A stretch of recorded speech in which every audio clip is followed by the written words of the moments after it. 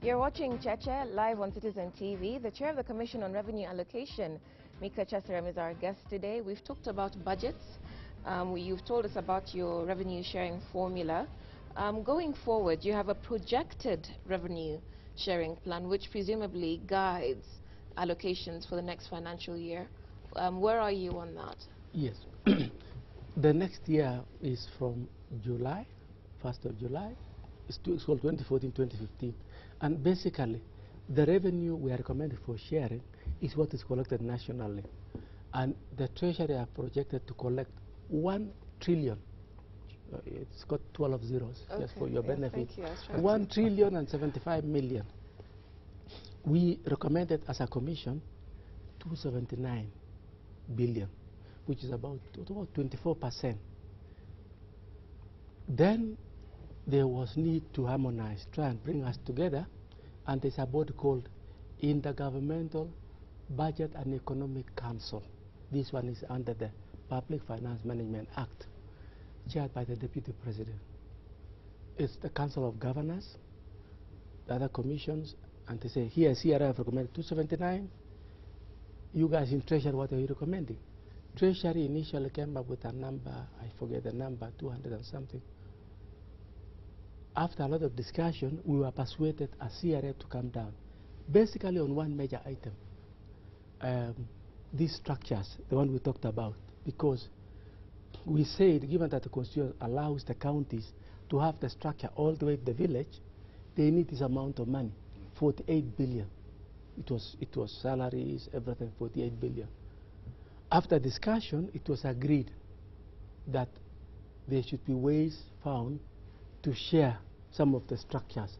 So we do not need to give all the money to the county government. So the last number was agreed was 238 billion. The Treasury still insists on 221. The National Assembly as long of 218. Actually, National Assembly went down to 218. So what's going to happen next? That was only in the budget policy statement. The next thing which is going to happen is that actual a division of revenue bill is going to be prepared, introduced in the National Assembly. That bill, if they pass 218, it will go to the Senate. You remember last time they refused. The National Assembly refused. Say Senate have no role. But the Supreme Court ruled that the Senate have a role. So this bill of sharing of revenue will go to the Senate. Senate will have a different view, hopefully, and say we agree with 238 or 240. National Assembly will say no, we've cut it down because we want to top up the CDF. Don't cut that one out. So, if they disagree, there's Article 113. It's called a mediation. You've heard them already. For the first time, they're using a mediation. There are 2 bills which have been rejected by the. You remember this County Development Board? Yes. It has been rejected by National Assembly. Yes. It was from the Senate. Yeah. It has now been referred to mediation. So, when there's a disagreement, they have to go to mediation.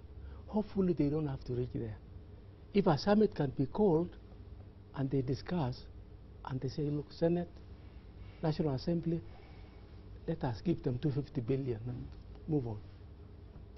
That's why I'm saying the summit is important. It can, because the more we rankle, the bad for the country. Why are the county governments demanding 40% of the budget? Is it just because they need more money? It's not really that. I myself would not want to go on percentages. The money we are giving them is costed. The functions, we have gone through all the functions. These are the functions they need, the salaries they need.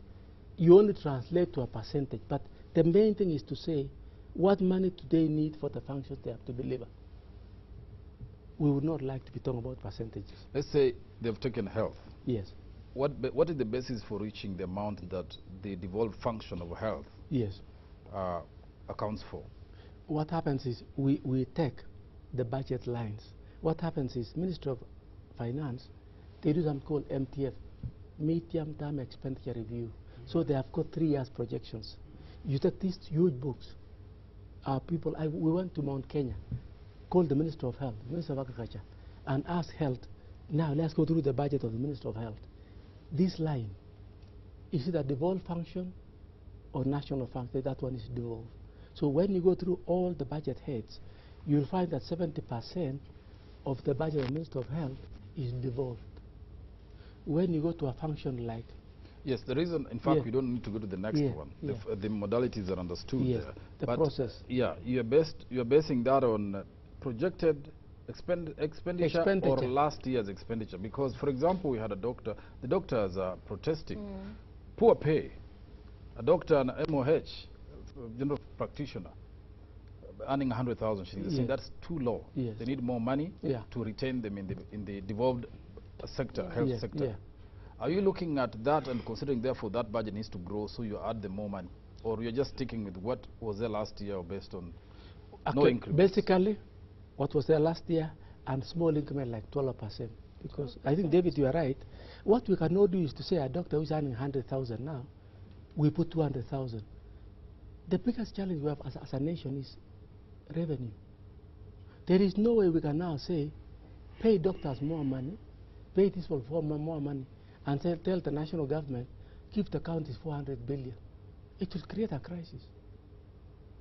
We simply have to say, give the money which the national government would have spent on that, on that same function. All we are doing is cutting that payment to go to the county. We are not increasing. What that means is that in a year, protests notwithstanding, people should not expect salary increases. So the riots can come, but the government can do nothing because you sent the money there, and that is what the governments have to function with, national or county. I wouldn't put it that bleak. The issue of doctors is very complicated. The doctors' issue is very complicated because, I give you the case of Wajir. Wajir, according to the governor there are 12 doctors posted to Wajir. But at any one time, only 3 were working there. They were working in rotation. Every 3 months, 3 doctors. 9 are in Nairobi running their clinics. Am I knowing the doctors? Yes. So... and that's what Cheche was refusing. Yeah. The governor of Wajir has come and say, doctors, you're supposed to work here full time. You have a choice. Go and run your clinic or stay in Wajir. The 12 doctors said, but sir, there are only houses for 3 doctors. Are we going to share those houses with our wives? You have a point? I'm going to build houses. Doctors must be accommodated. But I can assure you, David, it's not as bleak as you are putting. Doctors are now more happier because they have got medicine, linen has been improved, machines have been bought, dialysis machines all over the place. You're talking about equipment. Exactly. You're talking about, piecemeal. I think doctors would argue piecemeal attempts to address their terms of service and their conditions. And yet, from the text messages that are coming in, there's still complaints about their pay. There's still complaints about how they're treated. There's still complaints about how the public service is not an attractive place to work, and which is why Kenya as a country cannot retain medical staff. Let me put it this way. Doctors, nurses, and hospital personnel are very important people. Everything must be done to improve their terms. Everything must be done to improve the conditions they work under. And I would like you really to interview them, not necessarily their union, but go on the ground and ask them, this 1 year, there have been a lot of challenges. But I sincerely believe what is being done, they will be much happier. You have had the Minister for Health. They are going to actually hire equipment. Let me go back to money. Yes. This wage bill, it looks as if people are blaming the former president and the allegations that he increased his salary for civil servants, like what was telling us happened in Indonesia. He then increased the retirement age from 55 to 60. And some people think that that's the major problem of the wage bill, that can we now go back from 60 to 55? What would that mean? I would say the wage bill is a complex issue. The former president in the effort to have a coalition government, if you all remember, we had 42 ministers. Are we aware of that? And once you have a structure, to dismantle it, old work is not easy. When His Excellency came into office, President Uhuru Kenyatta, he reduced the ministries from 42 to 18. But I have not heard of anybody going home, unless you all have heard. So, I think the best thing is to say from now forward, what do we do? What do we do for the way forward? You cannot begin to reduce people's salaries. You will demotivate them. The best way forward is to restructure the national government. But that implies retrenchment, and the unions will be up in arms. You're creating jobs or unemployment? No, they will not be up in arms because the golden handshake will be very attractive. Okay. We will have no money for golden handshakes. No, we will talk to our friends, the donors, to say, look, this constitution, you are the one who helped us to restructure, to get it going. Actually, the previous ambassador of the U.S., he was very proud. He said, look, he was the father to this new constitution. But isn't this part of the trouble, that we, are constantly seeking donor financing? You didn't address the question of age, retirement. Well, age, but also corruption. If we are losing 300 billion, possibly more, that's what we're able to count. Yes. So what are we unable to trace? And wouldn't that be a better way of tackling, this malaise? You seal the loopholes, you get more money coming in, you give people the golden handshakes they deserve, you create employment, and everybody's happy.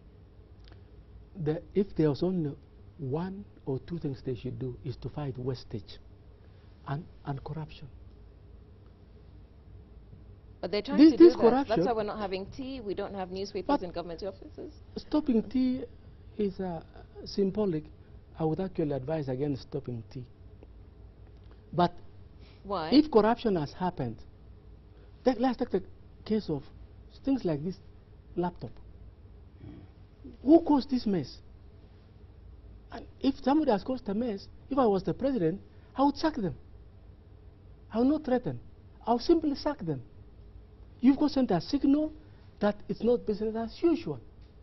People have to be sacked. People who have stolen money have to be arrested. The biggest problem we have is we are talking and talking some more. But you oppose tea. Somebody is trying to do something. Tea breaks or tea and newspapers will be, services will be cut in government offices. Why are you opposed to that? I myself are really very token, because tea, there's nothing wrong with tea. Tea is not very expensive, but if we can have the huge wastage. When you go to government, you go and get a cup of tea, you find some samosas there, sausages, that is what should be cut. These additionals. But a cup of tea, a cup of water, that's not a big deal. What we need to address is the big ticket items. Ghost workers, get rid of them. The procurement system. The government buys photocopy paper in all likelihood more than twice the price. I asked my people the other day, a ream of photocopy paper, how much is it costing us? 850 shillings. I said, please, can you go to Nakumat, go to Silhani, go to Office Stationery? What is the price? 350. I said, from now on, you must buy at this cheap price. I said, Chairman, but this came through the tender process. I said, how come Nakumat did not apply? How come Uchumi? They said, no, Chairman, the process of registering suppliers is so sikisaki. The genuine people will not step forward. They just wait. Okay.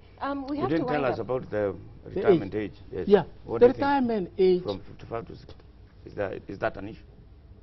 From 55 to 60. It was 55, then we increased to 60.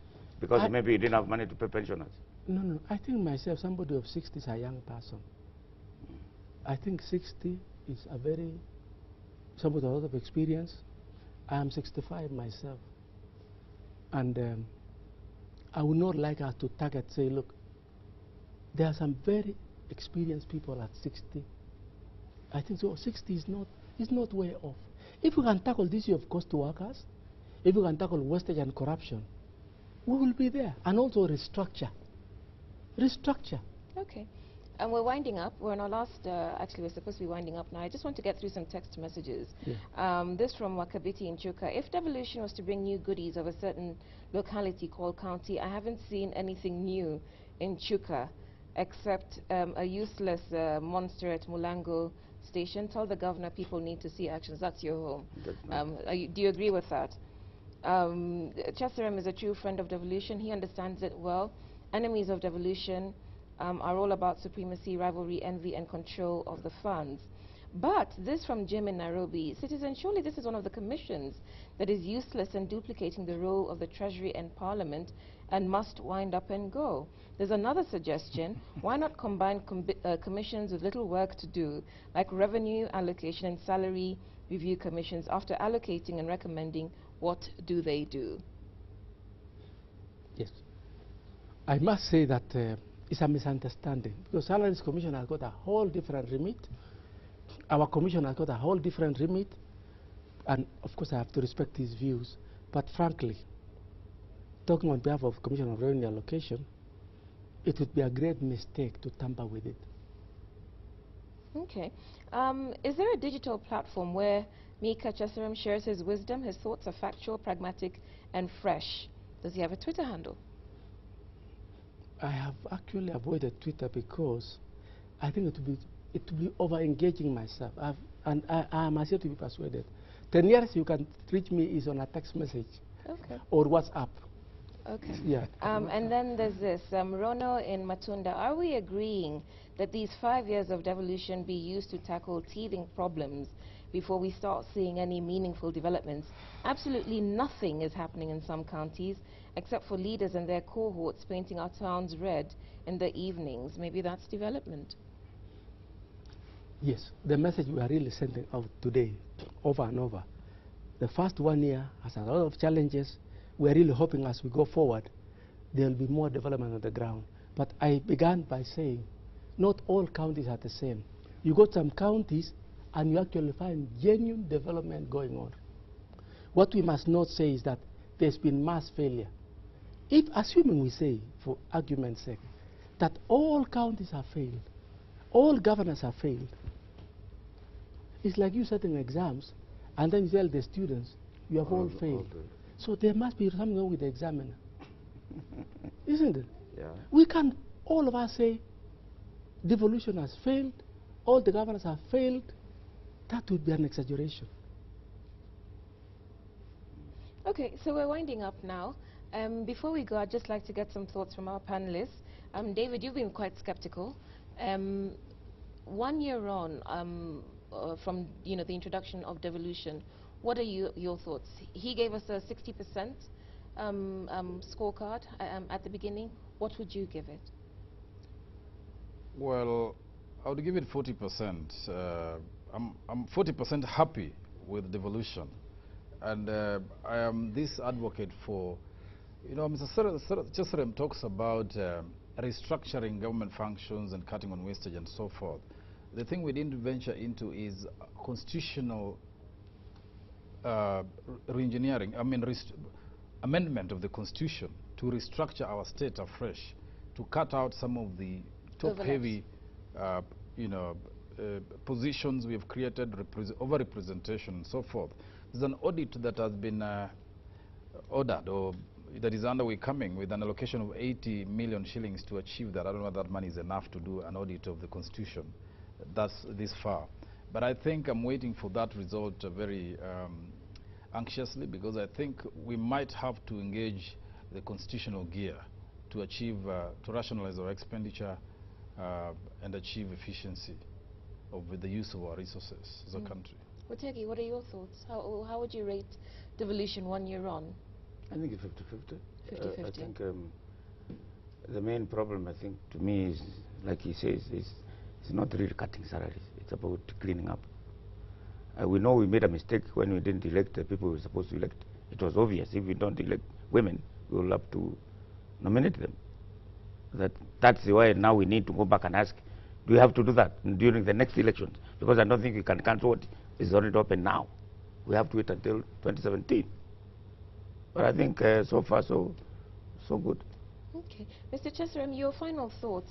I'm bearing in mind that there are those like this viewer, Mercy. Why should a doctor get 100,000 shillings and an MCA get 250,000 shillings, and they might just be a Form 4 school leaver? The whole system seems to be distorted. I agree with Mercy. Doctors should be paid a lot of money. Doctors should be paid almost $500,000 a month. These people take 7-10 years to train. They are doing a very, very important job. We don't have the money at the moment. God willing, if the county succeed, they should be able to compete to pay different salaries to doctors. So I agree with her, but for the moment, we simply don't have the money. And I agree entirely, to pay 100,000 to a doctor is wrong. Yes. We say we don't have the money, but quite a few people have asked questions about sitting allowances. People earn allowances on top of their basic salaries. So if we don't have money to pay service providers like doctors and teachers, why do we have money to pay allowances? Yes. Again, David is right. We need to audit the constitution. We need to audit practices. If you are a member of parliament, why do you have to be paid money to sit in committees? Once you're paid a salary, it's like me as a commissioner. I sit in the CRA. We go to a subcommittee. I get new allowances. We may have to visit and even say for MCAs, it will be a part-time job. You only come to the county assembly and you pay the sitting allowance. They don't have to be a full-time job. We don't have to have 5 MCA in our constituency. We can have 2. But again, this is something we must face and make it happen. Members of county assembly need not be full-time. I don't want to annoy them. Look, yeah? So, but I'm smiling actually because you seem to have annoyed everyone on this show. See, David has said we want to review the constitution. We should ask ourselves, must we have 47 people sitting all over the country? And most of the time, very sadly I must say, we seem to sit in headquarters, go from meeting to meeting. I have been there myself to counties, and I do visitations. I come and show them slides. Most of them get shocked. Is this our county? Because they don't leave the headquarters. We have this culture of sitting in head office. So one of the things we will be proposing is look at the possibility of MCS being part-time. Reduce the numbers and make them part-time. Members of parliament, let them earn a salary. If they sit in committees, there's no allowance. No need for allowance. Because you are already earning a salary. Don't tell them this one. They're hearing. Well, we'll have to leave it at that. Our time is up, but I will say that quite a few of our viewers have sent in messages enjoying your thoughts. So we do want to thank you for your time here on Cheche this morning. That's the Chair of the Commission on Revenue Allocation, Micah Cheserem. I'll also thank our panelists, David Makali and Mutegi Njau, for their thoughts, questions and opinions. And I'll thank you for watching. You've been watching Cheche on Citizen TV. I'm Udwa Kamimo. Enjoy the rest of your week.